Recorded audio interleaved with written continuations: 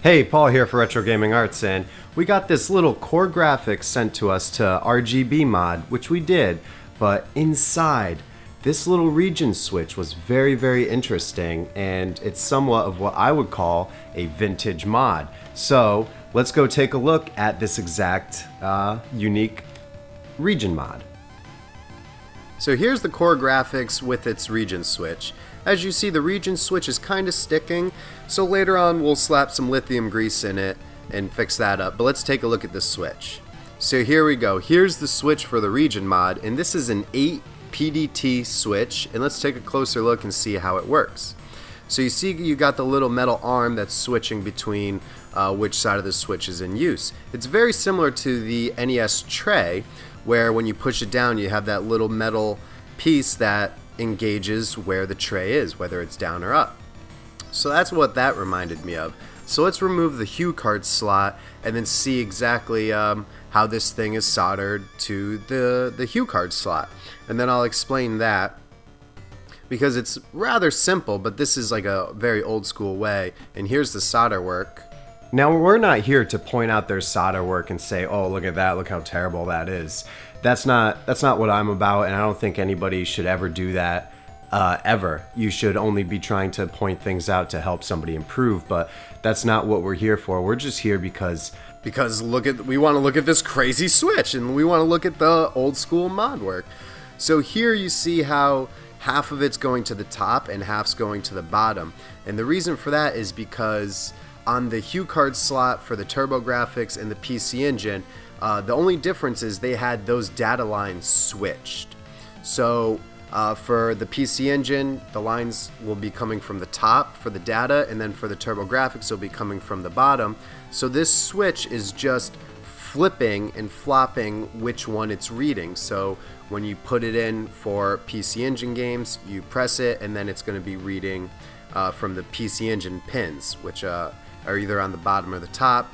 And then when you want to play TurboGrafx games, you switch it again, and then it just switches the signal between which pins. And that's why you see you have all the pins on the switch, and some are going to the top on the hue card slot, and then some are going to the bottom. And that's all it really is. And it's kind of a tedious mod. Nowadays they have them as switchless region mods, and they use a chip to actually do the switching for you instead of having to do it manually, which is cool to see how this has progressed. But man, this is old school. These 8-pin DBT switches, I'm not exactly sure what these were used for. I think these were more so for like audio circuits. Now, I'm not exactly sure. If you know exactly what these switches are for, please leave it in the comments. I'm pretty sure it's some sort of switching circuitry, because it works perfectly in this application. So, like I said, this one was stuck a little bit, and we're going to throw some lithium grease on it and then hope that works. Maybe it'll make it a little easier to go back and forth, because it's an old switch. And I don't have any of these to replace the switch for them, but I want some. I wish I had some. So yeah, we just pop some lithium grease right in there, and I don't think that would do the trick. It's probably more so inside the spring mechanic that's inside is probably what needs to be greased up, but hey, we're just gonna, I mean, why not? I already have the thing open to RGB mod it, might as well throw, some lithium grease in it. I love lithium grease. It doesn't attract dirt. I use it to clean all of my gears for all CD-based consoles. Not clean, but lubricate. And it does wonders for your CD-based consoles. So side note, lithium grease your gears in your CD-based consoles, works wonders.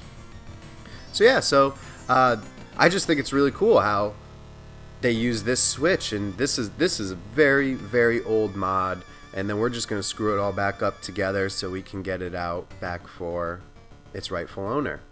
And then we're going to, clean it up a little bit. So I hope you enjoyed kind of going back in time with me to somebody else's mod work from a really long time ago, and kind of seeing like the growth of mods and how they've developed. Like now that it's a switchless region switch, and it's a chip that you put in. So just to see how these mods evolve, and to see how people were doing them significantly long time ago, is just kind of really cool. So I hope you enjoyed taking a trip back with me and looking at somebody's mod work from who knows when and where. So yeah, but either way, thank you guys very much for watching. What'd you think about this old vintage mod? And I'll see you guys next time.